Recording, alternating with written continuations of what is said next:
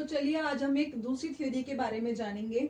आज हम जानेंगे स्किनर थ्योरी ऑफ लर्निंग, जिसे हम ऑपरेंट कंडीशनिंग भी कहते हैं। अब कंडीशनिंग वर्ड सुन के हमारे माइंड में एक सवाल आ जाता है कि कंडीशनिंग तो हमने पहले भी पढ़ा है इस थ्योरी के बारे में। तो वो जो हमने पहले थ्योरी पढ़ी थी वो क्लासिकल कंडीशनिंग थी, जिसे इवान पावलोव ने दिया था।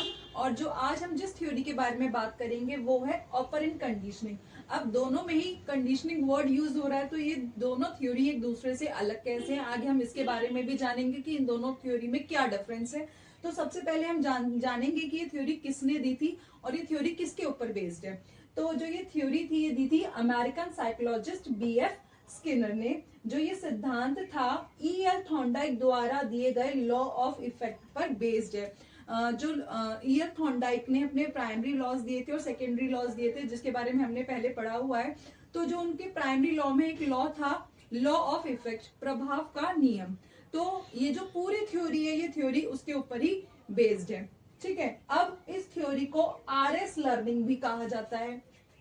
अब ये RS लर्निंग क्या होता है, देखिए इवान पावलोव की थ्योरी में हमने SR लर्निंग पढ़ा था, यानी कि पहले स्टिमुलस उसके बाद रिस्पॉन्स। यानी कि स्टिमुलस क्या था, उसमें स्टिमुलस था खाना, और जब खाने को देख के कुत्ते के मुंह में क्या आ जाती थी, लार, तो वो हो गया था रिस्पॉन्स। लेकिन इसमें उल्टा है, इसमें पहले रिस्पॉन्स किया जाता है उसके बाद स्टिमुलस मिलता है। लेकिन रिस्पॉन्स हम क्या करते हैं, उसके लिए क्या हमें स्टिमुलस मिलेगा, क्या रिजल्ट आएगा, यानी कि हमने कोई भी क्रिया की, आपके द्वारा कुछ भी रिस्पॉन्स किया गया, आपको ये नहीं पता कि उस रिस्पॉन्स से क्या रिजल्ट आएगा। अभी आपको रिजल्ट के बारे में इसमें नहीं पता होता है। ठीक है, अब इस यानी कि काम करने के बाद रिजल्ट का आना, आपको नहीं पता कि क्या रिजल्ट आएगा।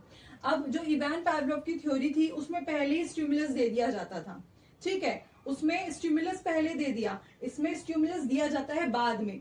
इसमें आपको रिस्पॉन्स पहले करना है, आप जैसा रिस्पॉन्स करोगे आपको वैसा ही आपका रिजल्ट आएगा। अब इसको इंस्ट्रूमेंटल कंडीशनिंग भी कहा जाता है। अब इसे इंस्ट्रूमेंटल कंडीशनिंग क्यों क्यों कहा जाता है, अब यहाँ पे इंस्ट्रूमेंट है एक तरीके का साधन।